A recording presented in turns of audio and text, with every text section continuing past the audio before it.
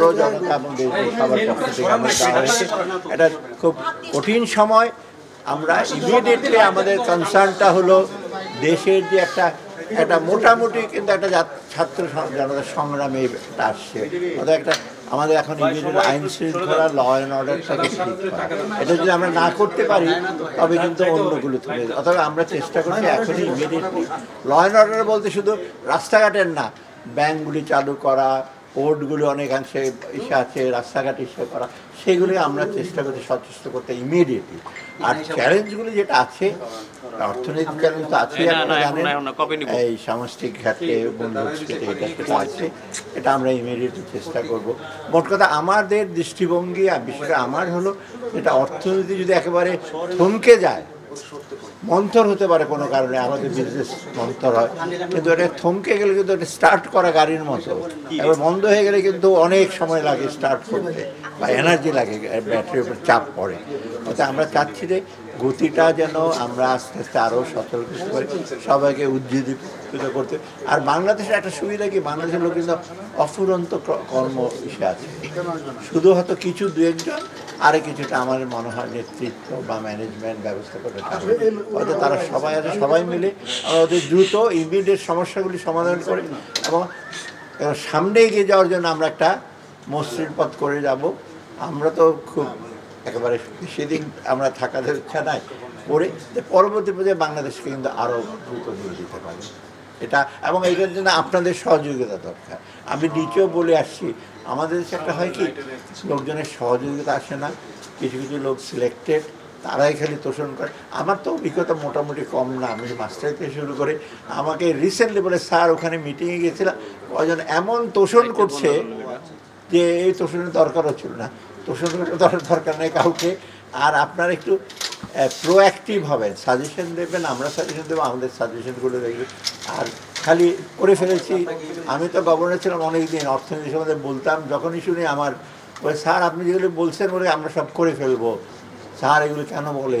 তো এরকম রিঅ্যাক্টিভ হলে তো কাজ হবে না, 10টা কথার মধ্যে অ্যাটলিস্ট আমার 2টা কথা সত্য, আর আমি বলেছি আরও 2টা কথা সত্য বলে না, ওনারা হলো আমরা সব করে ফেলেছি, সব হয়ে গেছে। আমি বলবো না, রিসেন্ট অভিজ্ঞতা তো আমার হয়েছে, সবার সামনে বসছি, মন্ত্রী ছিলেন, আমি তো একটা কথা স্যার এটা করে ফেলেছি, আর মন্ত্রী মহোদয় তো সাংসদ লোকের লোক ছিলেন, আমি মানে একেবারে আমার টিচারও ছিলেন, করে ফেলেছি। আরে আমি কি বললাম, এটা করে ফেলেছি, আমি কোনো চিহ্ন তো দেখলাম না। তো একটু আপনার সহযোগিতা করবেন আমরা কাজটা করতে পারি। হ্যাঁ, ভুল ত্রুটি হলে ডেফিনেটলি, কিন্তু অযথা কোনো ইস্যু নেই, কাউকে আবার ইস্যু করেন না, কারণ আপনাদের পাওয়ারফুল ইস্যু। হ্যাঁ, ব্যাংকে কমিশন, আর ব্যাংকটা একটু আগে সংস্কার, আগে ব্যাংকের উপর আস্থা, বাংলাদেশ ব্যাংকের কার্যকলাপ সম্পূর্ণ চালু হোক, তারপরে সংস্কারগুলো তাই। এখন ইমিডিয়েটলি সংস্কার গেলে তো আসল কাজকর্ম তো বন্ধ হয়ে যাবে।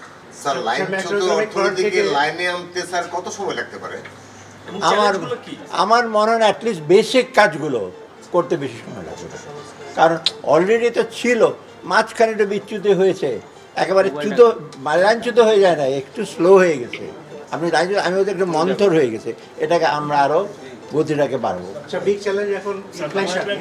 হ্যাঁ, ইনফ্লেশনের ব্যাপারে শুনুন, আমি এই জন্য বলছি যে ইনফ্লেশনের ব্যাপারে ম্যাক্রো ইকোনমিক চ্যালেঞ্জ ছাড়াও আমাদের অর্থনীতির কিন্তু একটা, এর আগের দিন এতদিন একটু ভুল ছিল উন্নয়নের যে কৌশল বা নীতি, যে মানুষের উন্নয়নের সুফলটা বেশিরভাগ মানুষ পায় না। আপনার উপরের দিকে দেখেছেন গ্রোথ বেশি হয়েছে, আমি তো অর্থনীতি ছাত্র, গ্রোথ হয়েছে কিন্তু ভেতরে গ্রোথের ফলটাকে কে পেয়েছে, গ্রোথটা সোজা ক্যালকুলেট করেন, এত ইন্ডাস্ট্রিতে গ্রোথ হয়েছে, কিন্তু কোন সেক্টরে গ্রোথ আসছে, কাদের কাছে টাকাটা আছে, যেটা হয়। তো আমরা চাচ্ছি সমতা ভিত্তিক ন্যায্য একটা ইস্যু করতে, আয়ের সংস্থান লোকের বাড়ুক, এবং বাজারে যেটা মূল্যস্ফীতি হতে যথাসম্ভব কমো, মানুষ জীবন এবং জীবিকার ব্যাপারে আমরা যথাসম্ভব চেষ্টা করবো সব মানুষ। গভর্নর যে পদত্যাগ করেছেন, কিন্তু তার সময় তো স্যার অনেক পদত্যাগপত্র জমা দিয়েছেন স্যার, তার সময় অনেকগুলো ব্যাংক আর্থিক কেলেঙ্কারি ঘটনা ঘটেছে। এখন তার পদত্যাগপত্র যদি আপনারা অ্যাকসেপ্ট করেন, তাহলে কি তিনি জবাবদিহিতার আওতায় থেকে বের হয়ে গেলেন না?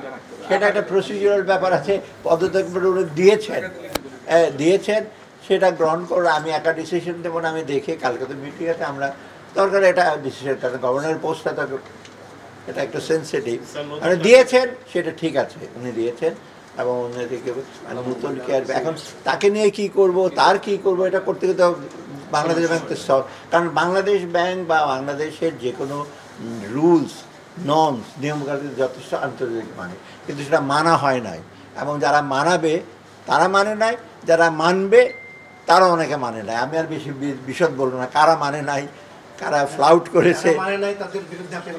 নিশ্চয়ই আমরা দেখবো তো এই নিজার্ক রিয়েকশন আমি করবো না, বিষয়টা আমি আমরা দেখবেন বাংলাদেশ ব্যাংক থাকতে আমি সার্কুলার একটা দুইটা দিতাম, এখন বাংলাদেশ ব্যাংকের সার্কুলার সকালে দেয় বিকালে চেঞ্জ করে পরশু দিন চেঞ্জ করে, আমরা চিন্তা ভাবনা নিয়ে বলতাম একটা, এটা আমি স্ট্রিক করি।